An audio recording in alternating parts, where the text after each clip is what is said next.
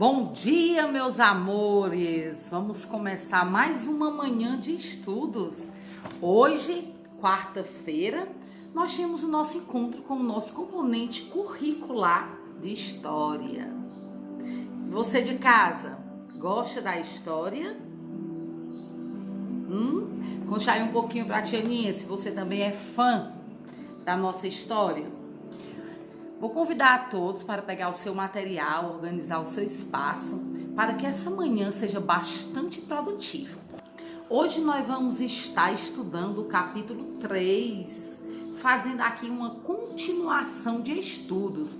Nós já falamos um pouquinho sobre o início da nossa história, onde os portugueses, tomaram posse das nossas terras e com essa posse, eles também tiveram que fazer as explorações. Iniciou esse processo de exploração com o nosso pau-brasil, a nossa primeira riqueza. E aí, junto com o pau-brasil, veio a primeira exploração dos indígenas e o primeiro tipo de comércio estabelecido. Vocês lembram como era o nome do comércio que a tia Aninha já explicou aqui? Eles começaram com a prática de escambo, onde eles trocavam mercadoria simples, mercadoria banal do dia a dia deles, pelas mercadorias valiosas que tinha aqui na nossa extração, no nosso Brasil. Por isso o nosso famoso, pau-brasil. Os indígenas não entendiam ainda que o comércio ele girava com uma moeda. E com isso, eles foram aceitando aí a prática de escambo, que era a troca de mercadoria por mercadoria. O que eu não tenho, você me dá, e o que eu tenho, eu te dou em troca dessa mercadoria por mercadoria. Só que os indígenas, eles já começavam a perder, porque o produto que eles recebiam era inferior em valores. E os que os portugueses levaram para a Europa eram produtos caríssimos, onde ia ser extraído tinta, onde ia ser feita a movelaria. Mas dando continuidade na nossa segunda riqueza, que eu posso dizer assim, que é a nossa cana-de-açúcar. Então eu convido você a pegar o seu PNLD de História, para que juntos a gente possa estar estudando esse conteúdo maravilhoso que é sobre a nossa cana-de-açúcar. Quem não gosta aí de um bom açúcar, ou quem já teve a experiência de chupar uma cana, que também é maravilhosa, a tia Aninha já teve muita experiência em estar aí, com a cana-de-açúcar nas plantações. Então eu desejo que você também já tenha feito essa experiência, e quem não fez, faça, porque é maravilhoso você sentir o doce que é extraído da cana-de-açúcar. Vamos pegar o nosso PNLD de História na página 31 a 33. E o que diz, tia Aninha, esse subtema? Hoje nós vamos estar fazendo uma leitura coletiva, onde nós vamos iniciar com o cultivo da cana e a produção do açúcar. Como foi dado esse processo, como era feito, como eram as instalações, se precisava ter alguém orientando esse trabalho, quem trouxe ou se já existia aqui no Brasil a cana-de-açúcar, esse era um cultivo nosso ou nós herdamos da Europa? Para onde será extraído, para onde será levado esse produto? Então agora, com esta leitura, nós vamos estar conhecendo um pouco do processo da cana-de-açúcar e para onde esse açúcar vai ser levado depois da sua extração e dos seus primeiros trabalhos com a cana-de-açúcar, com o melaço. Então pegue aí o seu material, página 31. Eu gostaria de pedir à mamãe, o papai, o seu repetidor, que aproveitasse esse momento de leitura para também estar explorando a pontuação, a entonação, a velocidade na leitura, para que você possa ser um leitor fluente. Não importa o livro, não importa a leitura. O importante é você estar exercitando, fazendo uma prática de uma leitura de qualidade, de uma leitura com prazer. A tia Aninha lê livros de história com muito prazer, porque é algo que me enche, né? É algo que me completa e eu gosto muito e gostaria também que vocês sentissem prazer em fazer leitura nos livros de história, onde a nossa história está registrada nos nossos livros e que vem sendo contada anos após anos. Então vamos começar aí, a tia Aninha vai fazer aqui uma leitura e quando achar necessário a gente faz uma pausa, explica um pouquinho e a gente vai dando continuidade com essa leitura. Podemos começar, já deu tempo, você organizou o seu material, abriu o seu PNLD na página 31 para que a gente possa começar? Então, vamos lá. O subtema de hoje, né, que o nosso tema é lá, cana-de-açúcar, nós vamos estar explorando o cultivo da cana e a produção do açúcar. Vamos começar? O primeiro aí parágrafo, todo mundo? Então vamos junto com a tia Aninha. Nessa época, era comum franceses e holandeses invadirem o litoral para extrair o pau-brasil. Para resolver o problema, os portugueses decidiram colonizar o Brasil de forma efetiva. A ocupação dos territórios pelos portugueses dificultaria a invasão das terras por outros europeus. Martins Afonso de Souza foi enviado ao Brasil pelo rei de Portugal em 1530. Além de pessoas, ele trouxe muda. Olha aí, gente, quando chegou a cana-de-açúcar aqui ao Brasil, trazida pelos portugueses em 1530 e veio, né, sob o comando de Martins Afonso de Souza. Então foi ele que trouxe aqui a nossa cana-de-açúcar para as nossas terras. E qual era o objetivo? Vamos continuar. O objetivo era cultivar a plantação e com ela produzir açúcar na colônia. Esse produto foi escolhido porque era muito valorizado na Europa e os portugueses conheciam os mecanismos para produzi-lo e exportá-lo.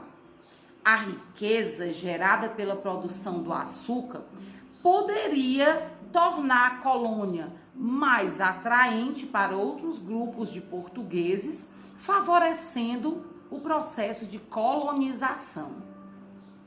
O primeiro engenho de açúcar foi instalado na vila de São Vicente, localizado no litoral do atual estado de São Paulo. Mas devido às condições climáticas, o primeiro engenho de açúcar foi instalado na vila de São Vicente, localizado no litoral do atual estado de São Paulo. Mas, devido às condições climáticas, localização estratégica e solo mais adequado para o cultivo da cana, entre outras características, foi no nordeste da colônia que a produção do açúcar mais prosperou. Então a gente finalizou aí a nossa primeira página, a página 31, e a gente viu aí que Portugal, depois que ele teve o domínio das terras portuguesas, né, do nosso Brasil, ele achou que deveria tomar conta de uma forma efetiva, que ninguém entrasse nessas terras e que ganhasse posse, já que eles já teriam esse domínio. Então, o que foi que eles pensaram? Vamos arrumar uma estratégia de colonizar essa terra para que nenhuma outra pessoa possa adentrar no nosso território. E foi aí que, através de Martins Afonso de Souza, em 1530, vindo nas caravanas ao Brasil, ele trouxe as mudas de açúcar que no nosso Brasil teve prosperidade, né? Houve aí um avanço cultura que ainda hoje é presente nas nossas terras. Vamos agora para a página 32. Vamos lá, todo mundo pegar o seu material, virou a paginazinha, a Tianinha já fez isso com dela. Vamos continuar. E como se cultivava essa cana? Como era esse trabalho? Quem estava à frente, tomando conta, gerenciando? Vamos ver agora. Africanos escravizados faziam todo o trabalho de cultivo da cana, trabalhando de 14 a 17 horas por dia, sob vigilância constante dos feitores. Primeiro, eles derrubavam parte da mata, depois, com enxadas ou arados, preparavam a terra para plantar as mudas. A cana era colhida cerca de 1 ano depois do plantio. Nesse período, os escravizados retiravam o mato da plantação. Também faziam outros trabalhos no engenho. Na época da colheita, ateava-se fogo ao canavial para facilitar a circulação por ele. Era a queimada. Com facões e foices, os escravizados cortavam a cana e carregavam os feixes até os carros de boi. A cana era levada até a casa da moenda. Lá iniciava-se a produção do açúcar. Com essa leitura rápida, a gente pôde perceber que a mão de obra aí era uma mão de obra escrava africana. E aí, Tianinha, como foi que parte da história esses escravos chegaram aqui no Brasil? Muito bem. Como aqui no nosso Brasil tinham os índios, né? Eles começaram a fugir e ver que estavam sendo, né, de uma certa forma, subornados do trabalho deles. Então, quando esses índios ficaram escassos, né, eles começaram a sair, a entrar na mata adentro, os portugueses e os comerciantes começaram a pegar escravos e trazê-los para o Brasil. Como a gente já pôde ver, né, eles vinham nas caravelas, que não eram condições confortáveis e que aqui no Brasil eles iam servir, iam trabalhar nas propriedades. E agora na propriedade dos engenhos, onde os senhores eram detentor de todo o poder do engenho. E como os senhores, eles precisavam estar à frente desses trabalhos, eles começaram a delegar esses trabalhos aos feitores, que os feitores não eram conhecidos como pessoas muito boas, eram pessoas que faziam o trabalho ser de uma forma mais grossa, de uma forma mais árdua, porque eles não tinham pena de castigar. Não trabalhou direito, ia para o chicote. Não trabalhou as horas que eram permitidas para aquele dia, apanhavam, eram acorrentados, eram chibateados. Então, os feitores, eles eram conhecidos como pessoas de mão de ferro, pessoas que não tinham piedade em fazer valer a sua autoridade como feitores. E para isso, né, eles chegavam a maltratar mesmo os africanos que estavam aqui desenvolvendo um trabalho nos engenhos. Vamos agora ver aí na página 32 como era a finalização desse trabalho de hoje. O trabalho na produção do açúcar. Na casa da moenda, e onde era essa casa da moenda, né? A casa da moenda, meus amores, ficava na grande fazenda, né? Próximo à casa dos senhores, onde eram feito já o trabalho de finalização da cana-de-açúcar. Agora vamos ver como esse trabalho acontecia lá na prática, né? Vamos ver como era o processo. E para que vocês entendam bem, depois aqui da nossa leitura coletiva, eu vou estar colocando um vídeo que você possa estar compreendendo melhor o que a gente apresentou aqui no início da nossa aula. Na casa da moenda, a cana era espremida para se extrair seu cal. Esse era transportado em recipientes de madeira para a casa das fornalhas. Nesse local, o caldo era cozido até se transformar em melaço. O melaço seguia então para a casa de purgar, onde era coado e colocado em formas de barro. Ali, durante cerca de 2 meses, o melaço endurecia e era purificado. Depois, os chamados pães de açúcar eram retirados das formas e expostos ao sol. O açúcar era então pesado e embalado em caixas com destino à Europa. Uma parte da produção era consumida no próprio engenho. Então, como a gente pôde ver aí, a finalização do açúcar era na Casa da Moenda. Essa casa bem grande, né, como se fosse uma fábrica, de uma forma artesanal, ainda naquele tempo, né, e que fazia o processo final do açúcar, que era extrair esse melaço, colocar nas formas, esperar esses 2 meses para que o açúcar estivesse pronto para consumo. Como os portugueses não eram bestas, né, os portugueses eram muito inteligentes, escolheram trazer o açúcar para ser cultivado nas nossas terras, nas terras brasileiras, porque eles já conheciam o processo da sua plantação até o processo final, que era a venda. E eles sabiam que, tendo esse açúcar pronto, eles tinham, muito dinheiro, porque o açúcar era consumido pela burguesia, por quem tinha condições de ter esse agrado nas mesas, né? Esse doce, esse açúcar refinado, esse açúcar de qualidade.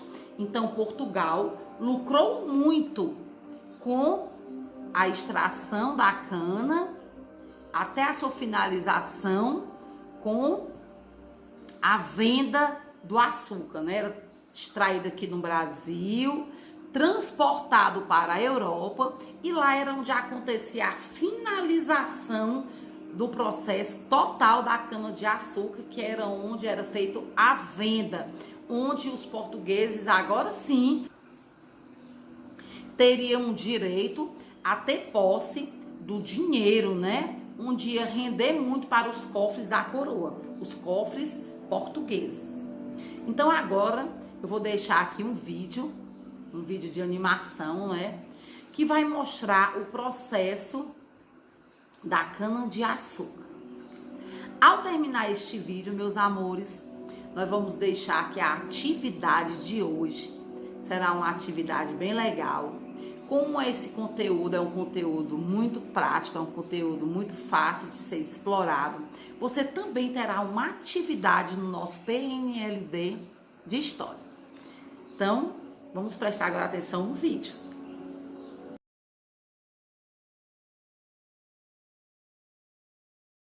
Depois que os portugueses chegaram ao território que hoje é o Brasil, algumas décadas se passaram antes que seus governantes se interessassem por estas terras, pois julgavam o comércio com o Oriente mais lucrativo. A partir de 1530, os portugueses perceberam que era necessário ocupar a colônia antes que outras potências europeias tomassem posse desse território. Para isso, o cultivo de cana-de-açúcar, um produto muito lucrativo na época, tornou-se a solução. A produção de açúcar na colônia permitiu a ocupação do território e a possibilidade de atrair investidores e render lucro para a coroa portuguesa. Muitas cidades litorâneas da região nordeste do Brasil se desenvolveram com o investimento nos engenhos de açúcar. A região mais próxima do litoral tinha um solo fértil e uma vasta rede hidrográfica que facilitava a comunicação e o transporte de mercadorias. A cana era transportada para o engenho em carros de boi ou em barcos. Os rios eram fundamentais para toda a produção açucareira, uma vez que neles era realizado o transporte da cana. Além disso, os rios moviam os moinhos dos grandes engenhos. Inicialmente, atribuiu-se o nome engenho para as instalações nas quais a cana era processada e transformada em açúcar. Depois, esse termo passou a designar o conjunto da propriedade açucareira, incluindo a própria plantação de cana. As atividades nos engenhos eram coordenadas por trabalhadores livres, que fiscalizavam o trabalho dos escravizados. A primeira etapa de produção do açúcar era a moagem, feita logo depois de a cana ser limpa e preparada. A moagem podia ser realizada por engenhos movidos pela água, os denominados moinhos d'água, por animais, como cavalos, burros ou bois, e por pessoas escravizadas. Aqui temos a representação de um engenho d'água. Da moagem, obtinha-se o caldo de cana, ou sumo, que seguia para a casa das fornalhas. Lá, era cozido em grandes tachos e caldeiras de cobre. O resultado desse processo é chamado de melaço de cana, um líquido espesso e com menos impurezas. O melaço era colocado em vasos de barro com forma de sino. Além da abertura superior, esses vasos tinham um pequeno buraco na base. Na casa de purgar, esses vasos eram encaixados em mesas para que o melaço escorresse aos poucos e, assim, apenas os cristais de açúcar ficassem no recipiente. Esse processo era chamado de purga, que significa purificação. Depois de escorrido o melaço, o açúcar dos vasos passava pelo processo de secagem e, geralmente, era colocado ao sol. Quando estava seco, o açúcar era desenformado, dando origem aos famosos pães de açúcar. Na abertura do recipiente ficava o açúcar branco, mais valorizado. Na ponta do pão de açúcar ficava o mais escuro, o mascavado, que era mais barato. Os diferentes tipos de açúcar eram separados, pesados e divididos. Neste momento, o senhor do engenho e aqueles que tivessem direito a uma parte da produção recebiam os lucros correspondentes. Finalmente, o produto era acomodado em caixas bem secas de madeira, vedadas com barro e forradas com folhas de bananeiras. Identificada com o nome do proprietário, o tipo de açúcar e seu peso, a mercadoria era enviada para a metrópole. O trabalho nos engenhos de açúcar e na lavoura era muito pesado, e a maioria da mão de obra utilizada era de pessoas escravizadas, negros africanos ou nascidos na colônia. Os negros escravizados resistiram às violências da escravidão. Ao longo dos séculos, a fuga e a formação de comunidades livres, onde pudessem vivenciar e preservar suas culturas, eram duas das principais formas de resistência. Essas comunidades, chamadas de quilombos, foram se formando em regiões de difícil acesso.